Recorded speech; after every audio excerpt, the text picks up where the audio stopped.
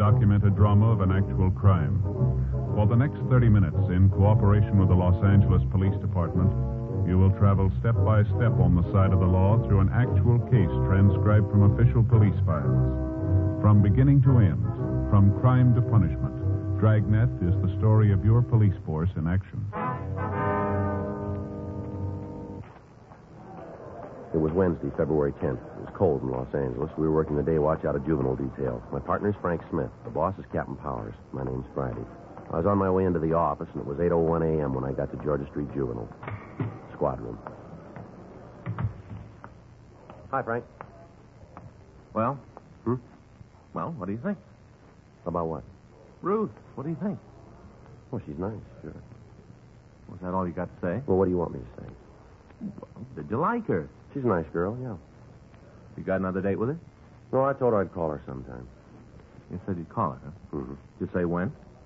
No, I just said sometime. Sometime. Well, Faye's not going to like it. Why? She's just not, Joe. She's not sure we had it this time. Well, look, Frank, I think it's real nice of you and Faye to be concerned. I don't think that I don't appreciate it, but when you asked me over last night, I figured we were just going to have dinner and sit around and talk. I didn't know anything about this girl going to be there. Don't you think you should have told me? Let me know. Joe, you like girls, don't you? Well, of course I like girls. Well, we couldn't have done that, you know. Would have loused the whole thing up if we'd told you ahead of time. We just wanted you to meet her. Get the full effect. Bang, like that. Yeah, I got the full effect. Well, we tried to set it all up for you. She is pretty, don't you think? Yeah, I guess so. Blue eyes, red hair. I think she's real pretty. Mm-hmm. You know, Faye and me had the whole evening planned, right from the time you two met.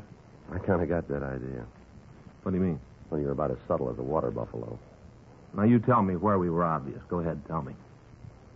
Well, all right. First off, the music. That album of records of yours there. What's it called? Love Music or whatever it was? Mood for Lovers. Yeah. Mm-hmm. I bought them special. Yeah. And the flowers on the table?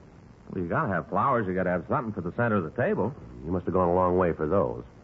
Orange blossoms? You had to have those. Huh? Well, Faye's not going to like it. Well, I'm very sorry about that, Frank. Oh, we're just trying to show you the advantages of getting married. Yeah, well, I appreciate you and Faye trying, but let me do it my way. Huh? Any mail this morning? Huh? Any mail? Yeah. Skipper put a note in your book. Okay.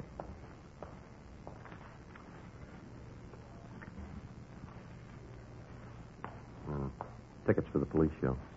You got to sell tickets, huh? Yeah, so do you. Here's your book.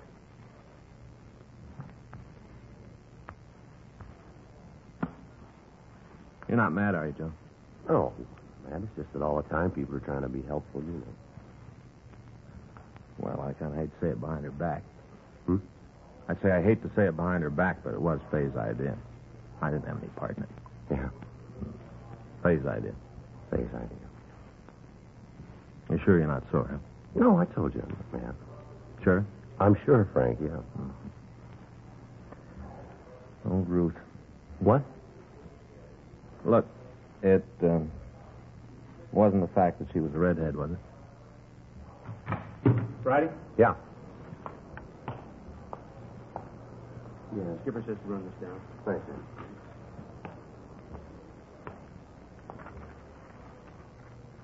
What do you got? Take a look at this. Dear sir, I have some information for you about a big dope ring. It's important I talk to you. I'll meet you at the streetcar stop at 7th and Broadway on the east side after 3:45 p.m. tomorrow afternoon, Wednesday. That's today, huh? Yeah, read the rest of it. I can't tell you my name now, but I'll be wearing a green skirt and a plaid sweater. I'll be standing right by the streetcar stop. What do you think? I don't know. No signature. You got anything in the envelope? No. It's postmarked L.A., addressed to Juvenile Division. No way of telling where it came from. Think it's from a crank? Well, there's one place we can find out. Yeah. 7th and Broadway.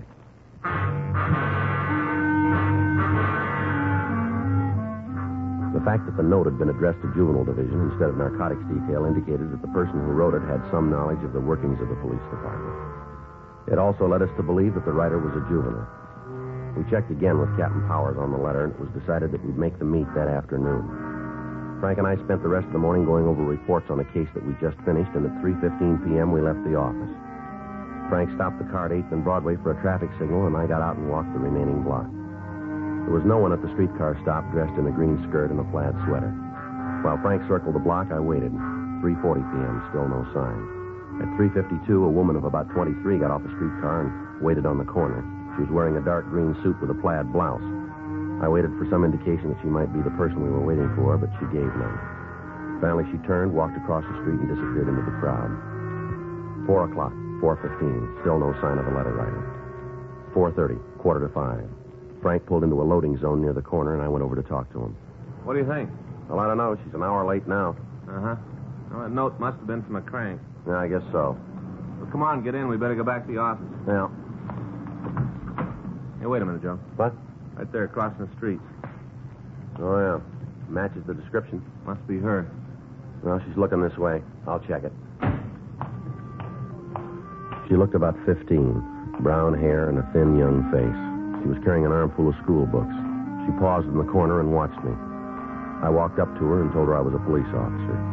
She nodded and then walked out to the safety zone and climbed onto a waiting streetcar. I followed her. She walked to the back of the car and took a seat. I sat down next to her.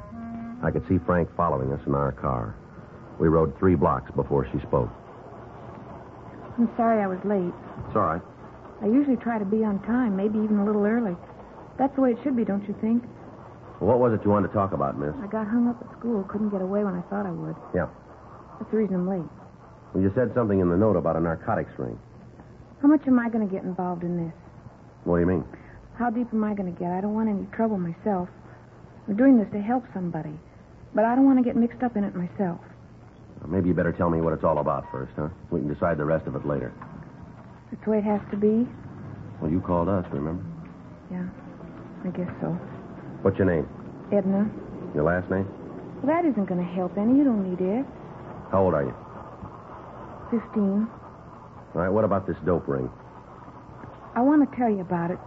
A friend of mine is in pretty deep. I think she's hooked bad. I want to help her. What's your friend's name? You have to have that? Well, we're not going to be able to do very much without it, are we? Catherine. I can't give you her last name. I can't. How old is she? 15. All right, now what makes you think she's using narcotics? I just know, that's all. Well, that's a pretty serious charge. You must have some reason for saying it. I've got a reason. I've got good reasons. You think I'd go to the cops if I didn't have? You think that? What kind of narcotics do you think she's using? Heroin. You know that for sure, do you? Yeah, I've seen her take a fix. Where? Hmm? Where'd she take the fix? I've seen her do it in her room at home.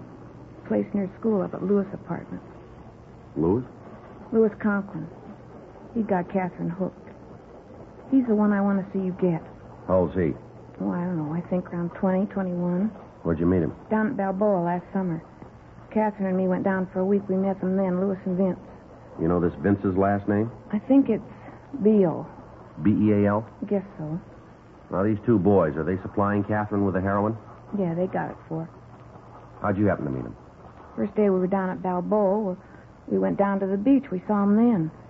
We didn't talk to him right off, not the first day. Uh-huh. The next day, they came over to where we were and laid down on the beach. They had a portable radio, and they were playing it loud. They were playing it real loud. Yeah. Well, Louis asked us if they had the radio on too loud, and we said no. Then we got to talking. All right, go ahead.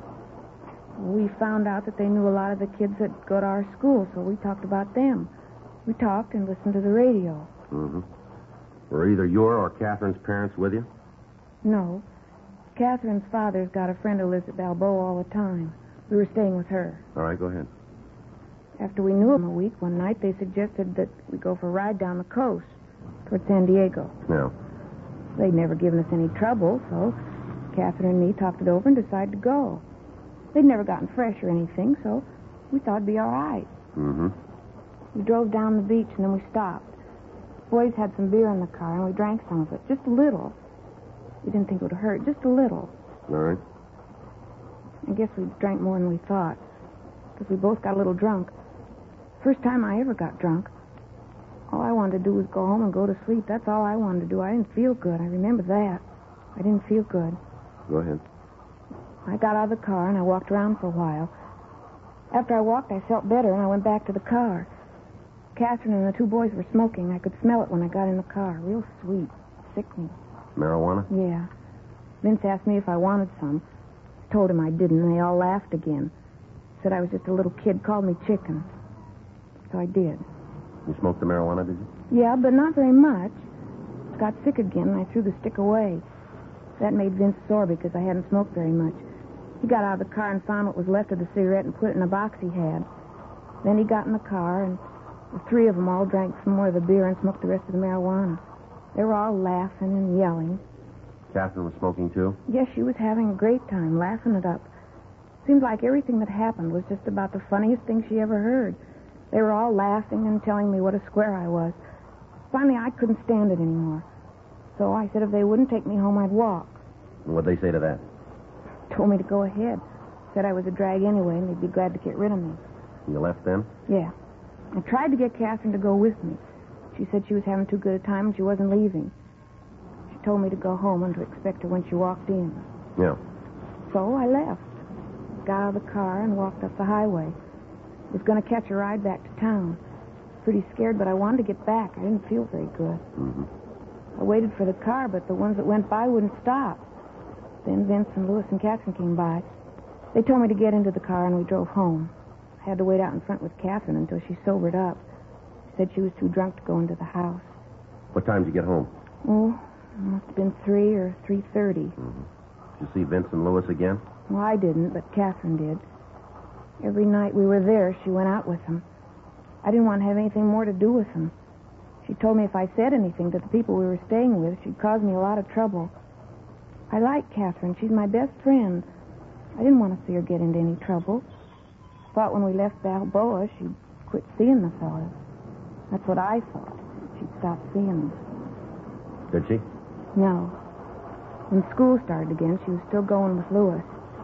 I'd see her around the school, but she wouldn't have anything to do with me. Said I was a cube. Talking all the time about how she didn't know they grew corners like me anymore. How'd you find out she was on heroin?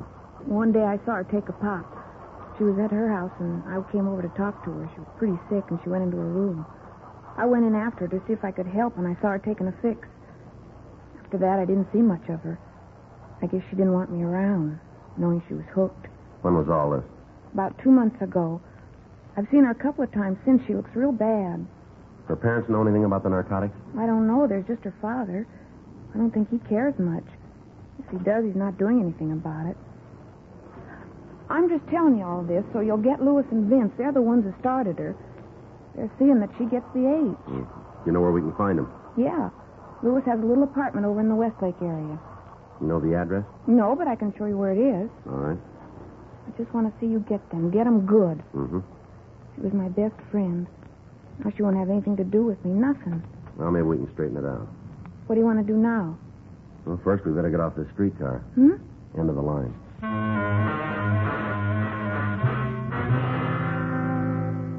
Edna and I got off the streetcar, and Frank picked us up. We stopped at a drugstore and put in a call to the office requesting that a policewoman be sent out to take the girl into custody. 10 minutes later, Officer Irene Gardner arrived, and the four of us drove over to the Westlake area. The young girl pointed out the building where she told us that Vince Beale and Louis Conklin lived. She gave us a description of the two suspects, and finally, after Miss Gardner had talked to her, she also gave us the full name of her friend, Catherine Pilgrim. We checked at the building and found that the two suspects occupied apartment 4G. Frank and I talked to the manager of the place, but she told us that the pair weren't in and that she didn't know when they'd be back. We returned to the car and told Officer Gardner to take Edna to Georgia Street Juvenile and hold her until we could get there. After that, Frank called the office and ran the names Vincent Beale and Louis Conklin through R&I. They both had misdemeanor records in California, and Beale had served time in the county jail for possession of narcotics. We called Captain Powers and told him what had happened, and then we returned to the apartment and set up a surveillance. At 7:25 p.m., we heard someone coming down the hall.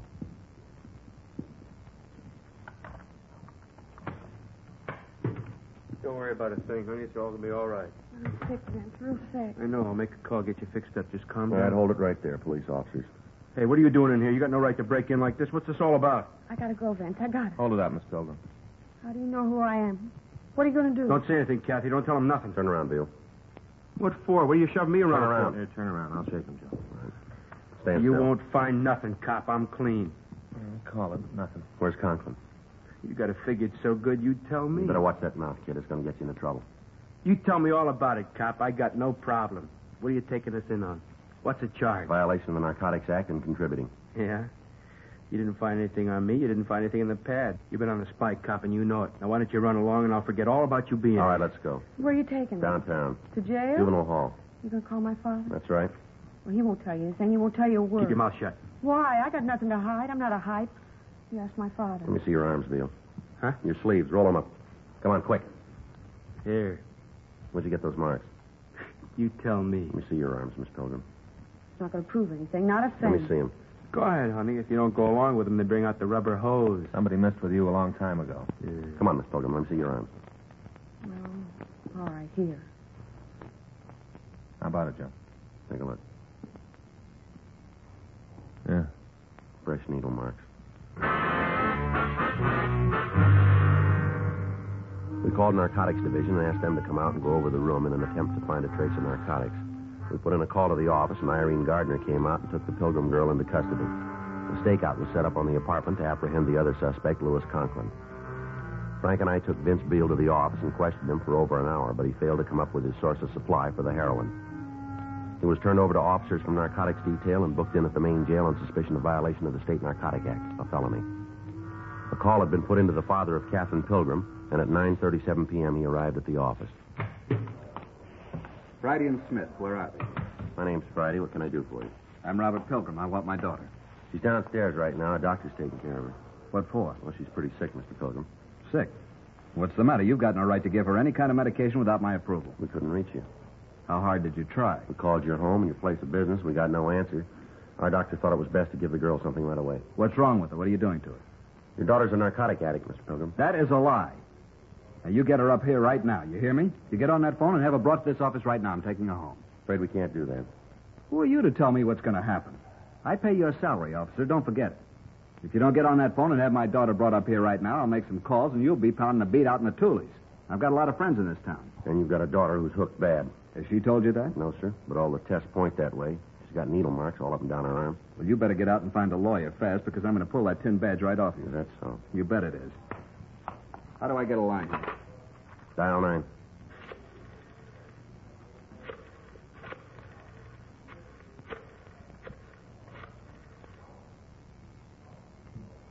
Hello, Jack. This is Bob Pilgrim. I'm down at the police station. Yeah, Kathy's here. The cop says she's a hophead. I want you to tell him. Here, you talk to him. Yes, sir. Who am I speaking with? Mm-hmm. Yes, sir. Yes, sir. Well, we did find hypodermic marks. I see. All right, sir. We'll be checking with you. Now you'll get my daughter? I'll have her sent right up. Want to come out in the hall, Frank? Yeah.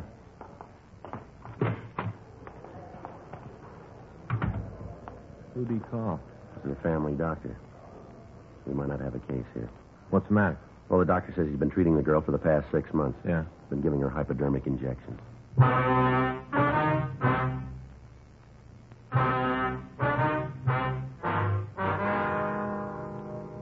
With the doctor's statement, there was nothing we could do but release the girl to her father pending further investigation. The parents of the teenager who had written us the first letter came to the office, and she was released to them. At 11:40 p.m. that night, we got word that the other suspect had returned to the apartment and had been taken into custody. He was identified as Louis Conklin, age 23. He was taken to the main jail and booked on the same charges as Vincent Beale. Their apartment was gone over, but no trace of narcotics was found. We questioned both suspects again, but they failed to cooperate with us. Frank and I checked out of the office and went home. The following morning, we drove out to see the doctor who had told me he was treating the Pilgrim girl. He said the girl was underweight and highly nervous and that he had been giving her vitamin injections. He went on to say that he'd stopped treating her 5 months previous at her father's request and that he had not seen the girl since then. February 11th, 10:24 a.m. We checked the car belonging to Vincent Beale. In the trunk, we found an expensive leather jacket. It looked too expensive to be worn by a man who had the reputation of never holding a job. We took the jacket over to the crime lab and had it checked. From a cleaning tag, we got the name of the cleaner who'd serviced the jacket. We contacted him, and he remembered the jacket as having been among several stolen from his store. With this information, we went back to the main jail and had the Conklin boy brought from his cell. He told us that the jacket belonged to Vincent Beale. He was brought into the interview room. This leather jacket belong to you, Vince? No, I never saw it before. Conklin says it's yours. I don't know. Maybe it is. What difference does it make? Take a look. We want to know. Yeah, it's mine. Where'd you get it? Where do you think I bought it? You know someplace you can get these without buying them? Yeah, the same place you picked this one up. Well, what's that supposed to mean? You know a man named Ted Hartman? Who? Ted Hartman. Ted Hartman. Never heard of him. He knows you. Maybe he's got a better memory than me. Says you used to work for him. Is that right? Yeah. Now, how about it? Maybe I did. I had a lot of jobs. The cleaner says you worked for him a couple of weeks last December. That's a long time ago. Says this jacket was stolen from him. Well, where do I He fit? thinks you stole it. He's crazy. He's sure enough to make a complaint. They'll laugh him out of court. Conklin says it's yours. I told you I bought it. Conklin wants no part of a burglary rap. What'd Conklin tell you? Maybe we ought to get your side of it, huh? What'd he tell you? I got a right to know. Look, he's going to make a beef like that on me. I got a right to know what he said. He wants no part of it. He lays it all on you. He's no good. I hadn't figured for a guy I could trust. He did all right on the deal. Lou kept us both going. What do you mean? I thought he told you all Yeah, about well, it. we want to hear it from you. A lot of times stories get all mixed up. Now we want to get it right. Now, we knocked the place, but it was both of us. Lou was in on it all the way. Go ahead. We were scratching for H. We had it real bad. We needed some way out. I thought about the cleaning place. Figured we could score good. Well, we did all right. Took care of three of us for a long time. You, Conklin, and the Pilgrim girl, is that it? Yeah, that's it. What were you shooting? Me and Lou kept it down. The Pilgrim kid, she built up fast. She was juicing 5 caps a day. I should have listened to Lou. He kept telling me to drop her, leave her alone. Yeah. There wasn't anything between us. It was just for laughs, and then all of a sudden she was hooked bad. We had to do something. We stole her jacket so we could keep her supplied. 5 caps a day. You know, that's a lot of H.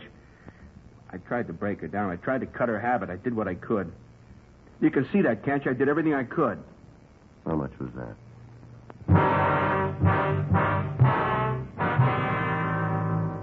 "5:23 p.m. Frank and I, along with policewoman Irene Gardner, drove out to the Pilgrim residence. We went up to the front porch and rang the bell. Yeah. What do you want? I'd like to see your daughter. Now, you get out of here. You get out of here right now. I've had enough of this shoving around from you. It's about time you learned your place. It might be better if we came in. Anything you got to say to me, you can say here. I don't want any cops in my house. You want to get your daughter? What for? We're going to have to take her down to juvenile hall. You guys just don't give up, do you? You want me to call my doctor again? We talked to him this afternoon. Then you know the story. Now get out of here. You want to get your daughter? Look, I've got a gun inside. If you're still here when I come back, I'm going to Now, use... you listen to me, mister. You've been acting like a big man long enough. You can play the part of the outraged parent with your family, but don't try it with us. I'm not going to have you talk to me like that. Not much you can do about it. We got the boys been supplying your daughter with narcotics. It's pretty clear that this home isn't the place for her. She's a good girl. We didn't say she wasn't. Then why don't you leave her alone? You know better than that. Can do you boys some good downtown. I got a lot of friends. You're going to need them. All right, you want to make a case out of this? I'll fight you in every court in the country before I let you take my daughter away from me. Now, you just try it. Your daughter's a drug addict. She's sick. She's got to be straightened out. She needs help.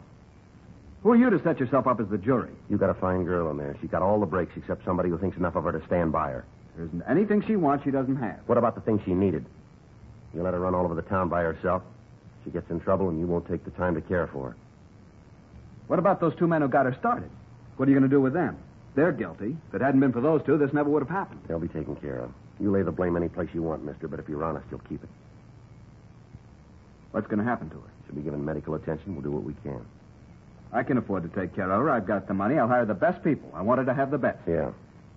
She's mine. I'm her father. I've got the right to take care of her. Yes, sir, that's right. Hmm? Why didn't you?